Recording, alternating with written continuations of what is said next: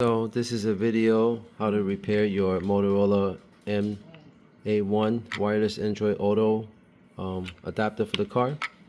Basically, the unit will go into a power loop when it fails, and it will just continue turn on and off forever, and you won't be able to use it.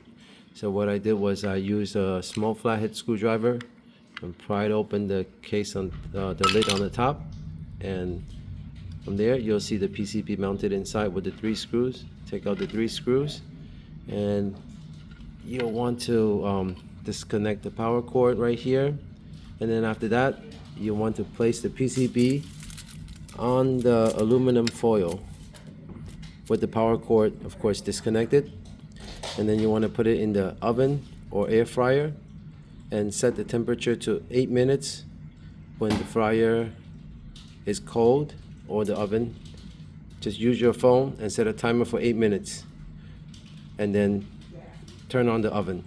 And as soon as the 8 minutes timer goes up, stop the oven, take it out, and reinstall it, and everything should work.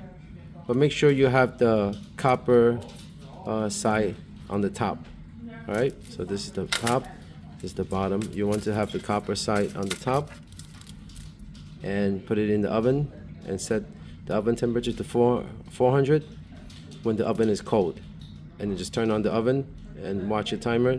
When the 8 minutes timer is up, stop the timer, wait 20 minutes until the chip cools off, and put it back in your case and put it in your car, and then it should work.